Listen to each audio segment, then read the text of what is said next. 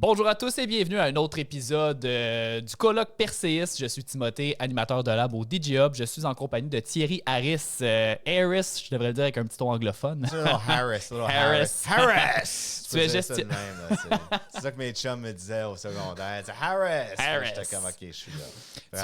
Mais c'est Thierry, mon prénom. Thierry. On peut m'appeler Thierry, Timothée. On va y aller avec plaisir Thierry. d'être avec toi. Ben, je te remercie d'avoir accepté l'invitation de Perséis de participer à un petit balado. Tu es gestionnaire mobilisation et partenariat stratégique chez Centre Axel, entre autres. Concrètement, qu'est-ce que ça fait, ça? Le Centre Axel, bien écoutez, ça va être très compliqué à expliquer d'une shot. Là. Je ne vais pas même m'aventurer là-dedans. Mais dans le fond, nous, je vais parler de marché. Notre marché, c'est Santé Québec. Notre marché, c'est la santé mentale. Et nous, au Centre Axel, nous sommes en santé mentale numérique. Je ne vais pas en dire plus que ça pour l'instant. On peut me poser des questions pour décortiquer. On va voir vos talents d'animateur parce que moi aussi, je fais de l'animation et je pose des questions, mais je ne veux pas répondre trop vite. C'est mieux de même pour le punch à la fin. Les gens vont garder l'intérêt jusqu'à la fin. Je ne vous donne pas tous mes secrets tout de suite. Mais nous sommes, je dois le préciser, le Centre Axel, c'est un projet structurant qui est à l'intérieur de quelque chose qui s'appelle le Centre de recherche de l'Institut universitaire en santé mentale. Et donc ça, c'est un organisme de recherche qui est financé sous le CIUS, le Centre intégré universitaire de santé et de services sociaux de l'Est de l'île de Montréal. Alors moi, je travaille à Santé Québec, sauf que je suis dans l'intérieur d'un centre de recherche à l'Université de Montréal, mais je suis un .gouv.qc.ca parce que je travaille pour Santé Québec, mais nous sommes un regroupement de chercheurs. Excusez-moi, 43 chercheurs à temps plein, 243 chercheurs, et c'est tous des psychiatres, des psychologues, c'est des gens en psychologie finalement, 7 laboratoires, et puis on fait des choses qui sont du fun. Mais pour l'instant, l'essentiel à retenir, c'est que nous sommes un centre Axel, qui est un projet structurant à l'intérieur d'un grand centre de recherche, un des meilleurs au monde en santé mentale, qui est affilié à un hôpital où nous prenons nos données d'un vrai hôpital, l'hôpital Louis-Hippolyte Lafontaine, juste l'autre bord de la 25 quand on rentre sur le tunnel du même nom, M. Louis-Hippolyte Lafontaine. Voilà. Et toi, concrètement, c'est quoi ton mandat au sein de cette structure-là?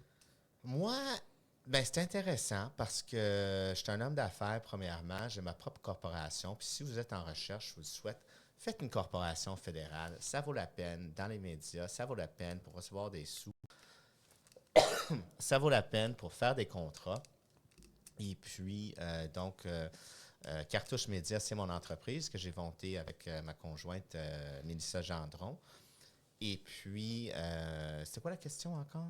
C'était ton mandat, en fait, parce qu'on parlait de gestionnaire, mobilisation. Avec le Centre Axel. Ouais. Oui, donc pour revenir, que moi, nos clients, c'est des universités et c'est des chercheurs. Ça fait depuis 2013 que je travaille avec le docteur Hamid Etemad à l'Université McGill et Ahmed Motagui, qui est à l'Université du Québec en Outaouais présentement, pour la mobilisation des connaissances pédagogiques en entrepreneuriat scientifique et en entrepreneuriat international. Donc, nous, on produit des études de cas, des capsules audiovisuelles afin de régénérer le patrimoine culturel. On va appeler ça la culture parce que c'est important aussi, la culture. C'est plus que la danse sur scène. La culture, c'est une culture entrepreneuriale. Et puis, on n'en avait pas de portrait de ça au Québec, au Canada non plus. Alors, nous, ils ont mandaté pour documenter ça, prendre des capsules, 15 à 20 minutes, faire des études de cas sur l'entrepreneuriat, de l'idéation jusqu'à l'expansion internationale. Et c'était le critère pour faire partie de notre gang. Il fallait aller à l'international. Donc ça, c'est des études qui sont rentrées dans les universités, utilisées comme des outils pédagogiques. Alors, lorsqu'ils m'ont entré dans le Centre Axel, et je viens d'arriver en 2025, le mois d'août, et je suis là à temps partiel, c'est important de le dire, c'est pour la mobilisation des connaissances et pour les partenariats stratégiques. Alors moi, je signe des ententes avec des universités, je signe des ententes avec des incubateurs, accélérateurs, et moi, la santé, c'est quelque chose qui touche tout. J'appelle ça un marché. C'est pas vrai, c'est une société. Nous sommes une société ici au Québec, et c'est très important de reconnaître c'est quoi nos atouts et nos valeurs. Et en santé, on peut dire qu'il y a des médecins qui ont pris un oath, je ne sais pas comment dire ça en français, mais ils ont pris une espèce de moi, je vais protéger le monde. Donc, moi, je me sens très bien avec ce monde-là en santé mentale, travaillant pour santé. C'est un grand honneur d'être là.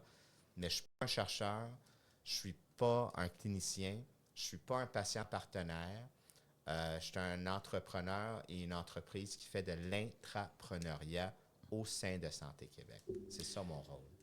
Comment ça se déploie l'entrepreneuriat innovant dans les régions au Québec? Est-ce que tu disais que vous le documentiez quand même, là? Tout à fait. Alors, avec Savoir Innover, ce que nous avons créé lorsque je vous disais tantôt avec le docteur Ami Detema de McGill, ça, c'est un réseau de 80 universités au monde qui étudie l'entrepreneuriat international. Donc, c'est quand même important de le souligner. Ça s'appelle en anglais le IE Knowledge Hub, donc International Entrepreneurship Knowledge Hub. Et en français, grâce au fonds du ministère de l'Éducation supérieure, nous avons eu une bourse pour finalement l'amener dans la langue de Molière.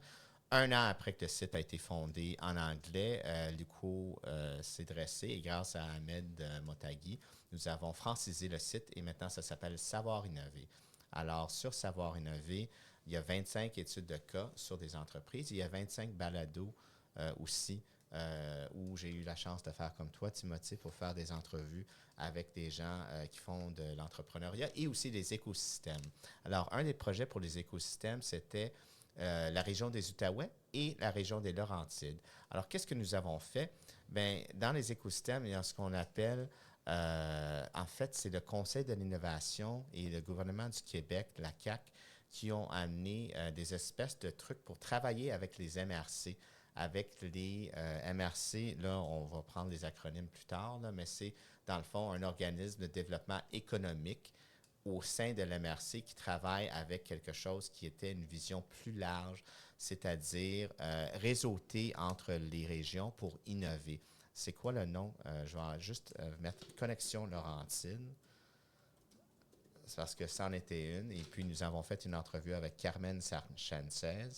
Donc, c'est des espaces d'accélération qui sont là pour, dans le fond, aider à dynamiser et à faire le spark pour que l'innovation arrive en région. Donc, ça, c'est des consultants. Ils vont vous mettre en réseau. Et puis, nous avons fait des études de cas sur ces deux régions-là. Et chaque région est différente au Québec. Chaque région, moi, je ne suis pas d'accord que si on n'a pas de compétition, c'est un atout. Je ne suis pas non plus d'accord que la main-d'œuvre, ce n'est pas un enjeu. Et je ne suis pas d'accord non plus avec des régions qui sont à côté des pôles majeurs, comme moi, je suis en Montérégie. C'est certain qu'il y a un impact du reflet d'une région à l'autre. Mettons, du coup, à des campus à Gatineau et ils ont des campus à Saint-Jérôme parce que la foresterie, bien, ça touche tout. Donc, c'est un maillage entre les régions. Fait qu'il faut faire attention quand on dit les régions. Je ne suis pas sûr de la définition non plus que c'est... en tout cas, en fait, c'est un espace régional d'accélération et de croissance, les ERAC. Donc, maintenant, c'est censé être de même que les ERAC représentent le lien et font le pont entre les régions. Ensuite, tu as les institutions académiques.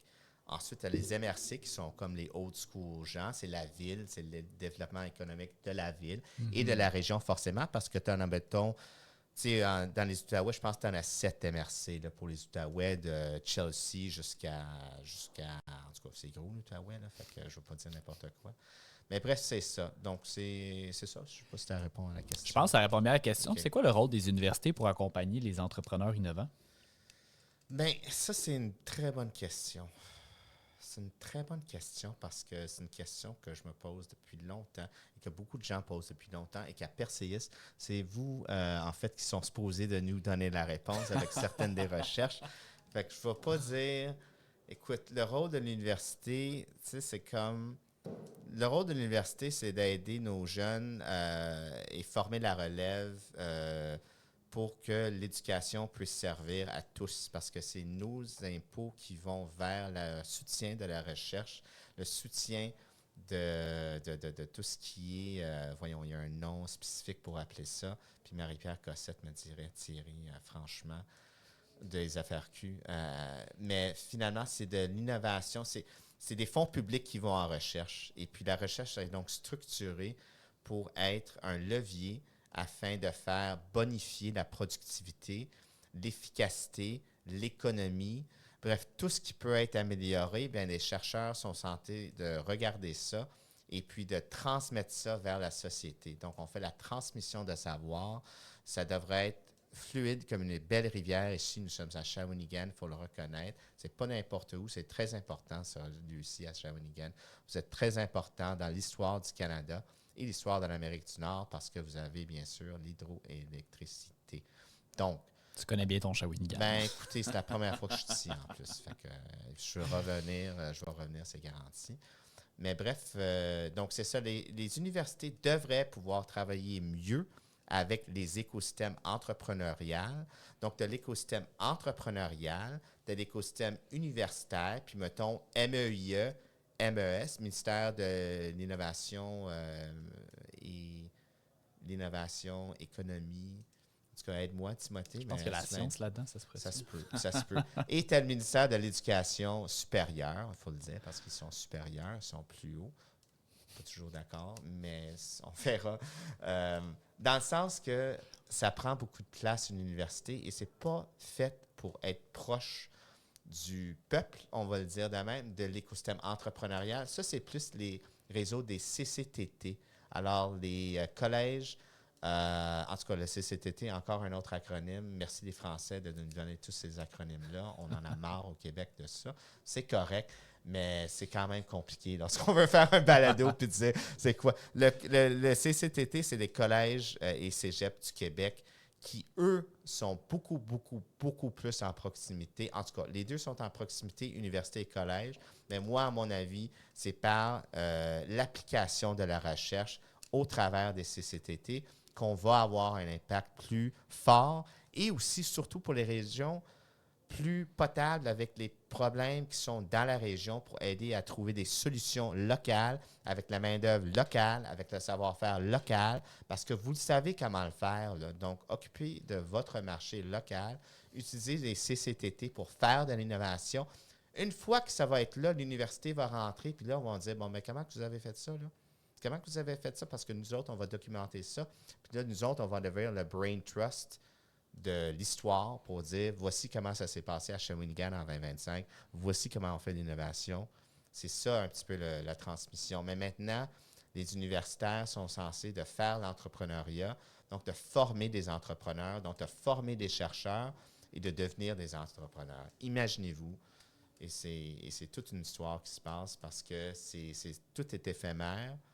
C'est un écosystème. Les écosystèmes, ça change constamment. Constamment, ça change, Timothée. Constamment. Qu'est-ce que la santé numérique et comment est-ce un outil pour les entrepreneurs? Ah, la santé numérique. Écoutez, c'est phénoménal, la santé numérique, parce que la santé numérique, en fond, ça fait depuis longtemps qu'on collecte des données au Québec. Lorsqu'on rentre à l'hôpital, lorsqu'on a une bad luck dans la vie, lorsqu'on rentre à l'urgence, en santé mentale, depuis ce moment-là où tu traverses et puis tu te fais attraper par le réseau de santé. Donc, vous vous faites attraper par le réseau de santé. Une fois que vous êtes là, tout est documenté. La médication, les visites chez le médecin. Tu as un relapse, tu retournes à l'hôpital. Une deuxième fois, une troisième fois. On espère que ça va se résoudre. On espère que ça va se résoudre un jour. Mais ça ne se résout pas tout le temps, puis on a beaucoup de données et c'est des gens qui ont donné de leur accord pour faire partie de cette communauté de recherche. Rappelez-vous, je l'ai dit tantôt, c'est des patients partenaires qui sont protégés par une législation éthique. Donc, il y a carrément à l'hôpital des gens qui sont des gardes-corps pour ces patients partenaires-là, parce que tous les chercheurs veulent s'en approprier pour faire de la recherche pour leur projet de recherche. Naturellement, c'est des clients utilisateurs, si on veut penser comme ça, mais ce n'est pas des clients, c'est des patients partenaires. Ce sont des gens qui ont eu du bad luck, et puis c'est des gens qui sont très courageux, et j'ai une grande estime pour eux autres, parce qu'ils sont des gens honnêtes. Ils disent la vérité sur leur état. Et ça, c'est très important, le caractère d'une personne lorsqu'on veut rentrer en affaires avec des gens. Pour performer, il faut bâtir des relations de confiance. Donc, nous, en santé, encore une fois, on est une grande famille. Ça touche à tout le monde. Il y a tout le monde qui a une tante qui ont été malades à un moment donné. Là. Fait que là, ce réseau-là est aussi malade, on peut le dire, puis on ne veut pas faire de la on ne peut pas faire de la chicane, mais c'est important de dire que c'est un marché pour les entrepreneurs phénoménal parce que nous avons la nouvelle or. Avant, on disait que c'était le pétrole, l'or noir. Maintenant, c'est le data qui est l'or. On a, bien sûr, au Québec, nous sommes numéro 1 mondialement en recherche en intelligence artificielle. Je dis recherche, je n'ai pas dit commercialisation parce que c'est certainement pas nous qui sommes là-dedans, les numéros 1 de classe. Et puis, nous avons de l'électricité grâce à vous, à Shawinigan. Merci beaucoup. Entre autres. Ah, bien, quand même. Vous êtes tellement fins avec nous pour nous partager votre recherche. Mais c'est important parce que là, vous voyez, les régions travaillent ensemble avec les institutions de savoir de la métropole du Québec, à Montréal. Et puis là, il y a des choses intéressantes qui peuvent se passer. Donc, la santé, c'est comme un velcro qui touche à plusieurs domaines. Robotique, photonique, neurologie, psychiatrie, donc les sciences sociales et les ingénieurs travaillent ensemble dans un même créneau avec un même marché. Encore une fois, ce n'est pas un marché, c'est une fausseté, c'est Santé Québec, c'est une collectivité de gens. C'est vous, c'est nous, c'est tout le monde. Mais c'est structuré dans un sandbox, dans un carré de sable, qui est un vrai système. Et le système est complexe. Et je ne suis pas pour dire que je vais vous expliquer ça. Là, vous direz, je raconte n'importe quoi. De toute façon, Thierry, on arrive à la fin. On a déjà fait un 16 minutes ensemble. Et honnêtement, je pense qu'on aurait pu faire facilement 1 heure de balado. Ouais, ça me fait plaisir. Merci d'être venu nous partager. Tu as visiblement un savoir extrêmement élargi sur ton organisation et tout l'écosystème qui tourne autour de ça. Donc, je te souhaite un beau colloque Perséis. Écoute, j'aimerais dire juste une dernière Mot de la affaire fin. parce que je suis aussi un homme politique. Je viens d'être élu conseiller municipal à Saint-Lambert. Félicitations. Donc, je suis conseiller en district 7. Merci beaucoup. J'ai fait mes marches chantées cet automne. Il faisait très beau en 2025 à Saint-Lambert. Et je suis dans un beau quartier. Mais sérieusement, à Shawinigan, vous avez des leaders politiques qu'aucune couleur, c'est pas important les couleurs, là, mais vous avez des gens courageux ici qui ont changé le monde déjà et j'ai hâte de voir c'est qui la relève qui va venir de Shawinigan changer le monde, que ce soit au Québec, au Canada, au monde. C'est votre sandbox, c'est votre terrain de jeu. Donc, j'ai hâte de voir ça. Ben, merci beaucoup. Je te Merci souhaite à vous. beaucoup de plaisir et à Saint-Lambert, c'est... C'est très beau. On est très chanceux à Saint-Lambert. Ben, moi, je suis né là-bas. Fait que les gens me demandent d'où je suis. Fait qu'un jour, tu viendras chez nous à viendrai faire Saint-Lambert. un Ça me petit fera tour. plaisir de vous accueillir. On n'a pas des affaires cool comme vous à Shawinigan parce qu'on a Montréal qui prend tout. Vous comprenez un petit peu la région puis la relation? C'est ça. On regarde ça pour un prochain épisode, Thierry. OK. Ben, merci beaucoup. Je te remercie d'être venu au micro. Bonne journée à vous tous. Salut.